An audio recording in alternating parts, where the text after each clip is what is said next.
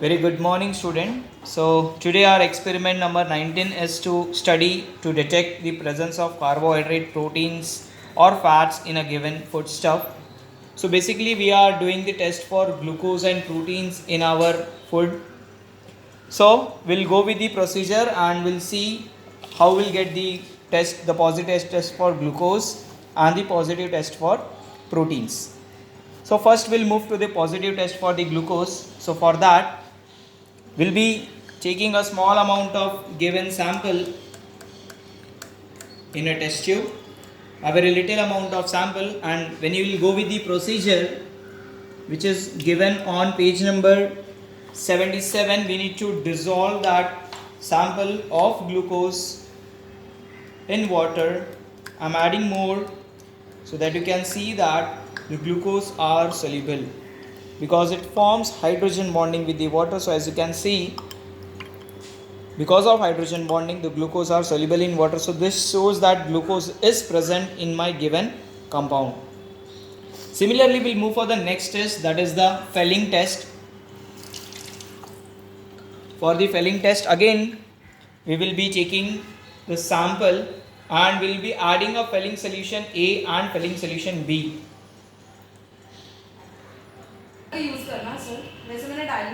Okay. So this is a Fehling test. We'll take a small amount of sample and we'll add a Fehling solution A and B. So here is the Fehling solution A, it's slightly a blue colored solution, and a Fehling solution B is a transparent liquid. So we'll take a small amount of sample and we have to take Fehling solution A and B will be equals to 1 ml. So we'll take 0.5 ml of Fehling solution A in a given sample. Okay, so we'll take a very small amount. On an approx we will take 1 ml, that is both A and B. So this will give you a intense blue coloration, but this is not the observation which we want. So if you'll read, you have to heat this test tube on a water bath. So I have already prepared the setup, a burner with the tripod stand, a wire gauze and a beaker, in which I have taken a very small amount or little amount of water, and I am just inserting this solution, that is Fehling solution A, B, and the glucose solution, which will gives me a red coloration. So as you can see, after going into the water, as you can see, you are getting the expected result. So if we'll heat more, we'll be getting a dark red coloration. So this confirms that glucose is present in my given sample. Similarly, we'll move for the protein test, students. And for the protein, we are going for the biuret test, in which we'll be taking a small amount of sample in a test tube. And if we'll go with the procedure, you need to add NaOH. This is not the regular NaOH, you have to add a 10% NaOH. Okay.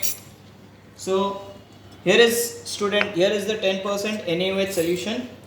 We'll be taking a small amount of NaOH, and in the same solution dissolve, and in the same solution we'll be adding few drops of copper sulfate, CuSO4 solution. Okay, a few drops. And if you will go with the observation, it will gives you intense blue and a violet coloration. As you can see, at this junction where these two solutions are mixing, you will get a violet coloration. So this shows that the proteins are present in the given mixture. So if you will shake, the whole solution will turns to violet in color, as you can see here. So with this you can say that a protein is present in my given mixture. Thank you. So student, this will comes for this glucose and protein ka test will comes for 2 marks in your board exam. Out of this two, only one will come. So you have to perform both the tests and you have to check whether in your given compound glucose is present or protein is present. And if you are giving the proper result, that you will get 2 marks. Okay. Now with this, we will be starting with the one more practical. Again, it's for 2 marks. in your board exam. That is the identification of functional group. It is given on page number 69.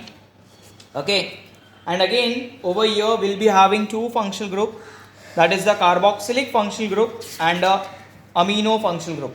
Okay, so how will you come to know whether your compound contains a carboxylic functional group in which COOH group is present? So we'll be doing a reaction with NaHCO3, it's a sodium bicarbonate.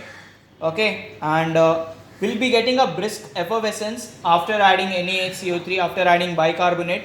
Okay, so with this let's start. So we'll take a small amount of sample of carboxylic acid or a compound which unknown function group. So we'll take a small amount of carboxylic acid in a test tube and we'll be adding NaHCO3, a bicarbonate solution.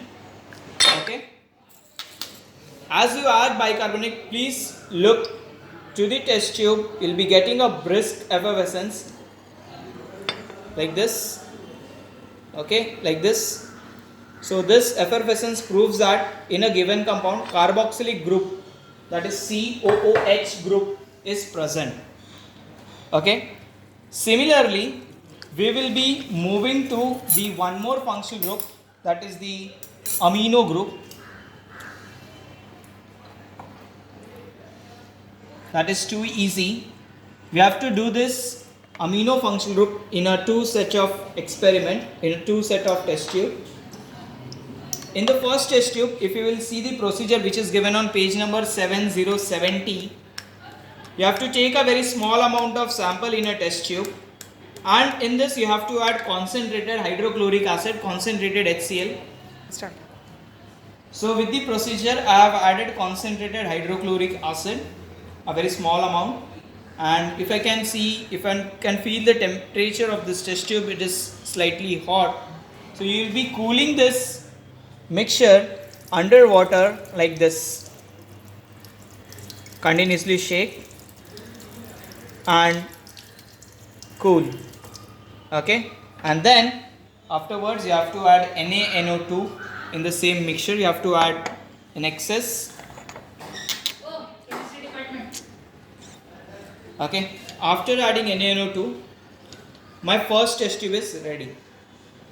Okay, so this is my first test tube which contains 3, that is your sample, the concentrated hydrochloric acid. Be very safe and careful while adding concentrated sulfuric acid. Okay, it may burn your hand, so use your test tube stand, a test tube holder. Okay, now in the another beaker we have to make a beaker that interruption. So I have prepared this solution, that is test tube 1, which contains concentrated sulfuric acid, your compound, and NaNO3. Okay?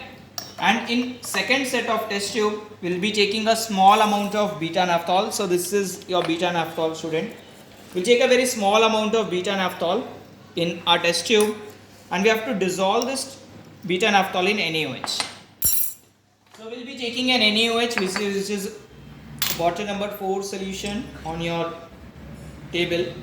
You have to dissolve, means you have to dissolve the whole beta naphthol which you have taken.